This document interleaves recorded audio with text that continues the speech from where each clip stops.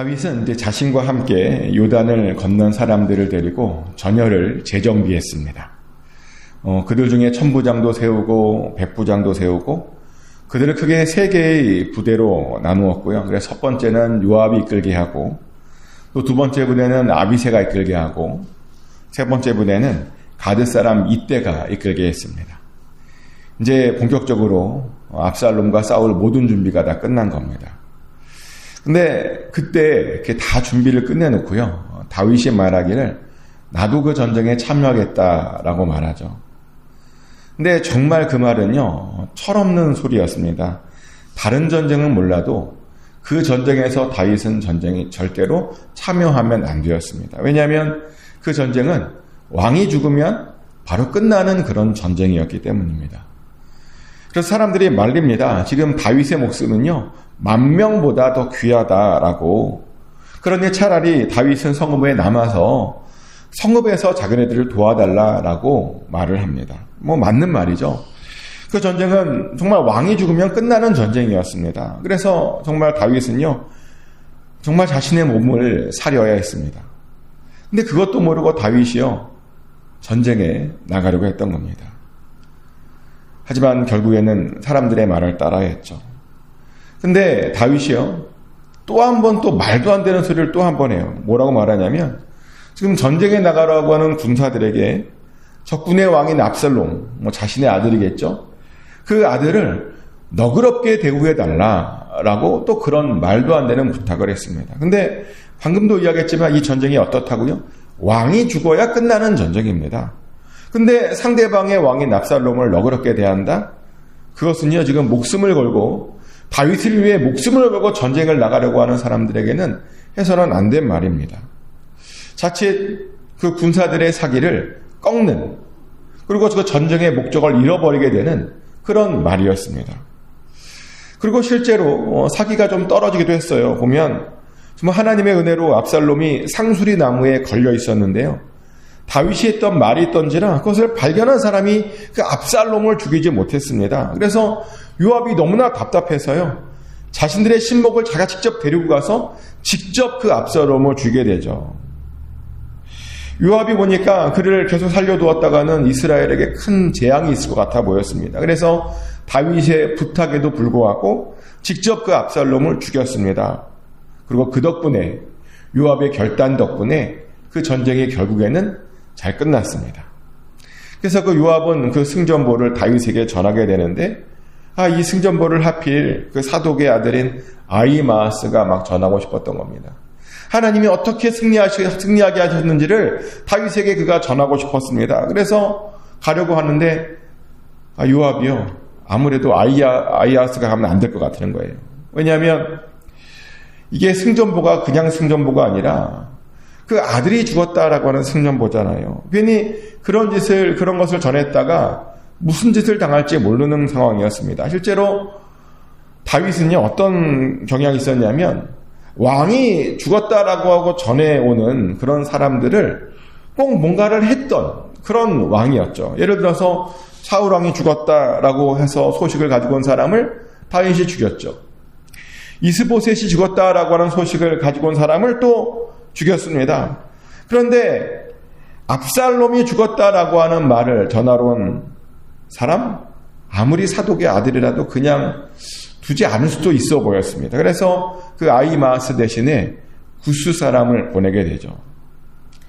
근데 이 아히마아스가 그래도 포기를 안 해요. 자기도 무조건 가고 싶답니다. 그래서 결국 그것을 허락받아서요, 아히마아스가 가게 되는데 좀 일부러 늦게 보냈어요. 근데 이 아히마아스가 늦게 보낸 그 요압의 뜻도 모르고 그 앞서간 구스 사람을 추월해서 가게 됩니다. 그래서 먼저 가서 승전 소식을 전해요. 근데 아니나 다를까 다윗이 제일 먼저 물어본 것이 압살롬이 살았느냐였습니다. 전쟁의 결과가 중요한 게 아니에요. 압살롬이 살았느냐.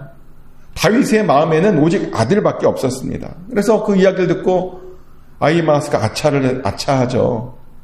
그래서 제7일 발휘해서 그 위기를 잘 모면했습니다. 자기가 일찍 출발하느라 잘 모르는데 어떻게 되는지 모르겠다고. 제7일 발휘해서 그렇게 넘겼습니다. 그리고 그 다음 구스 사람이 도착했고요. 그 구스 사람이 비로소 압살롬의 죽음을 알려주게 되죠. 순간 아히마아스가요, 재치를 발휘해서 살았습니다. 그런데 역시 다윗은 그 압살롬이 죽었다라고 하는 소식에 굉장히 슬퍼했습니다. 심지어 어떤 말도 했냐면요, 자신이 죽었어야 했대요.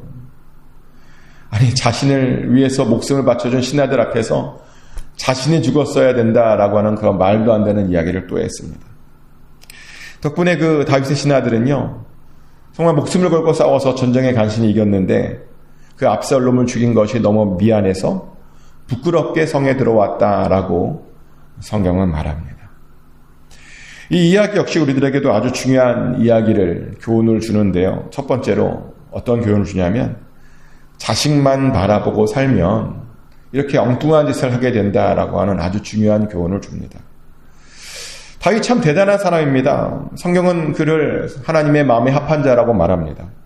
근데 그랬던 그가요, 자식에게 빠지다 보니까 자신과 함께하는 사람, 자신을 위해서 목숨을 걸어준 사람의 그 마음을 헤아리지 못했다는 겁니다. 그래서 자꾸만 엉뚱한 짓과 엉뚱한 말을 했던 것이죠. 뭐 전쟁에 참여하겠다 그러고, 압살롬의 목숨을 구해달라 그러고, 전쟁에서 이기고 온 사람들에게 자신이 차라리 죽었어야 된다고 말을 하고, 연달아서 아주 큰 실수를 했습니다. 근데 왜 그런 실수를 하느냐? 자식밖에 안 보였던 거예요. 하나님의 백성들보다, 하나님의 나라보다 자식만 자기 앞에 보았다는 겁니다. 그런데요, 그렇게 자식만 바라보면 우리들도 반드시 그런 말도 안 되는 실수를 하게 됩니다. 저는 그런 사람들 정말 많이 보았습니다. 아주 훌륭한 목사님이셨어요. 뭐 교단 안에 모험적으로 소문난 참 좋은 목사님이셨는데, 근데 나중에 들어보니까 그 목사님이 교회에서 돈을 엄청 횡령을 했대요. 그래서 왜 횡령했냐 그랬더니 미국으로 자식을 유학 보내면서 돈이 필요해서 횡령을 했다는 거예요. 자식을 위해서 불법을 저지른 거죠. 그 때문에 아주 불명예스럽게 은퇴를 한 목사님의 이야기를 알고 있습니다. 또 이런 분도 있었습니다. 그분은 아주 훌륭한 정치가였는데요. 많은 분들이 참 좋아하는 정치가였는데, 근데 자기 자식 부부를 유학 보내면서 불법적인 정치 자금을 썼대요. 그것 때문에 나중에 큰 망신을 당하게 되죠. 이렇게요, 자식들을 지나치게 위하다가 너무 그 자식에 빠져서 불명예스러운 일을 당한 사람들이 우리 주변에 정말 많습니다. 그래서 우리들은요, 자식을 키우되 절대로 그 자식들을 지나치게 위해서는 안 됩니다. 지나치게 위하는 것이 뭐냐? 뭐가 지나치게 위하는 거냐면요, 자식을 도와준답시고 하나님도 생각하지 않고 불법을 저지르고 편법을 동원하면 안 된다는 겁니다. 그렇게까지 자식을 도와주면 안 된다는 겁니다. 그것은요, 자식을 망치고 우리 스스로도 망가지는 것입니다. 실제로 불법과 편법을 동원해서 자식을 도와주잖아요. 그러면 그 자식이 이상하게 잘 되지 않습니다. 뭐 당장은 잘 되는 것처럼 보이는데 결국에는 그 결과가 좋지 않습니다. 그래서 우리는 그런 식으로 자식을 도와주면 안 됩니다. 근데 다윗은요, 하나님은 생각하지 않았습니다. 그래서 하지 말아야 할 부탁을 했습니다. 그랬더니 하마터면 불명예스럽게 사람들에게 욕만 먹고 끝날 수 있었습니다. 절대로 그래서 안 됩니다. 하나님을 생각해야 되고요. 그리고 합법적으로 도와줘야 되는 겁니다. 그게 진짜 자식을 위하는 겁니다. 아멘. 또 두 번째로 이 이야기 속에서 얻게 되는 교훈은, 어떤 사람은 만 명보다 더 가치가 있을 수 있다라고 하는 그런 것입니다. 오늘 본문도 보면 다윗은요, 사람들이 말하길 만 명의 사람들보다 더 목숨의 가치가 있다라고 말을 합니다. 근데 어떤 사람들은 이런 말을 굉장히 불편해합니다. 목숨은 다 똑같은 것 아니냐입니다. 누구의 목숨이 누구의 목숨보다 더 가치가 있는 것이 과연 맞느냐입니다. 근데요, 어떤 사람의 목숨은 다른 사람들보다 몇천 배의 가치가 있긴 합니다. 예수님이 그러잖아요. 예수님의 목숨은 전 세계 모든 사람들의 목숨보다 사실 더 가치가 있습니다. 왜냐하면 예수의 목숨으로 모든 사람이 구원받았기 때문입니다. 예수님이 죽으셨더니 모든 사람들이 구원받았습니다. 정말 그 정도로 예수님의 목숨의 가치는 모든 사람의 목숨의 가치보다 더 컸습니다. 그런데 그런 가치 있는 목숨을 저와 여러분을 위해서 내어주셨습니다.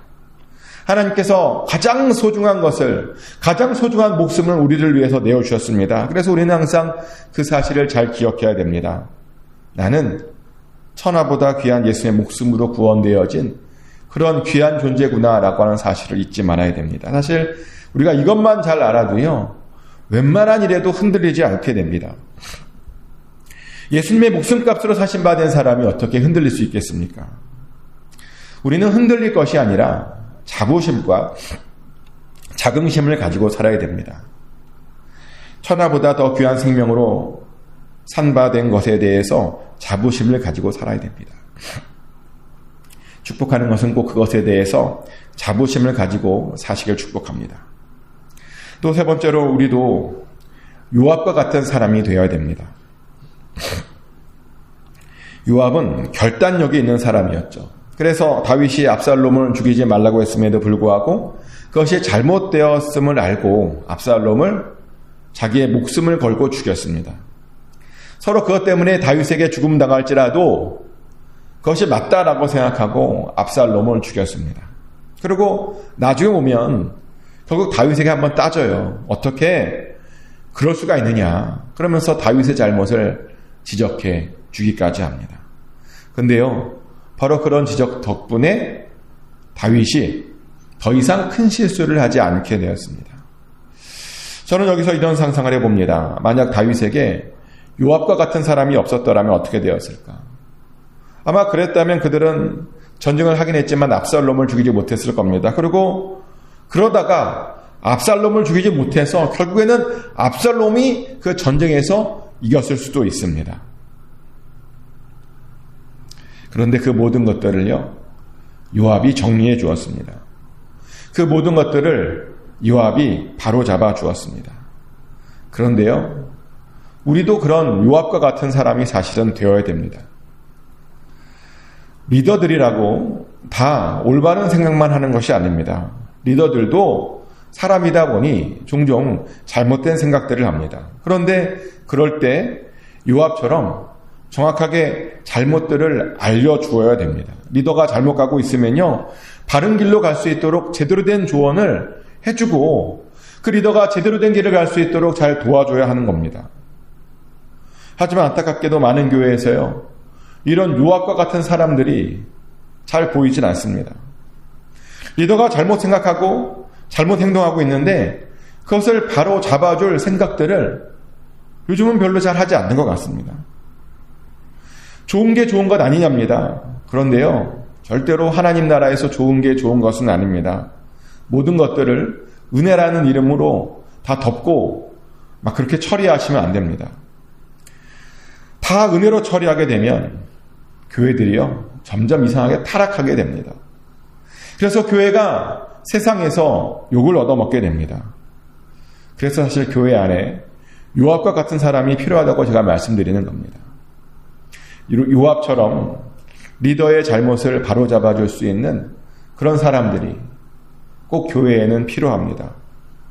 근데요, 그렇다고 그 리더의 잘못을 잡는답시고 시므이처럼 하라는 말은 아닙니다.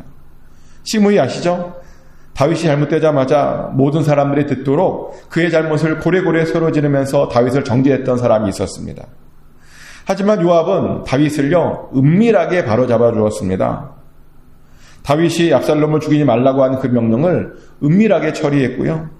다윗이 압살롬의 죽음을 슬퍼하자 그것을 은밀하게 충고해 주었습니다. 그래서 사람들이요, 다윗에게 그렇게 크게 실망하지 않고 다윗이 계속 왕으로 있을 수 있었고 다윗의 나라가 계속 견고하게 설 수 있었습니다. 요압이 신하로서 자신 역할을 잘 감당했더니 그의 나라가 그렇게 평안하게 설 수 있었던 겁니다. 우리도 그래야 됩니다. 우리들이 섬기는 교회도 든든히 서려면 반드시 요압과 같은 그런 사람들이 우리가 되어야 합니다. 그래야 교회들이 욕을 안 얻어먹을 수 있습니다. 그리고 그래야 교회들이 더욱더 든든히 설 수 있는 겁니다. 축복하는 것은 꼭 그렇게 하셔서 여러분들 덕분에 교회들이요, 더욱더 하나님께서 기뻐하시고 칭찬받는 교회가 되시길 축복합니다. 꼭 여러분들이 그렇게 쓰임받게 되시기를 예수 그리스도의 이름으로 축복합니다. 기도합니다.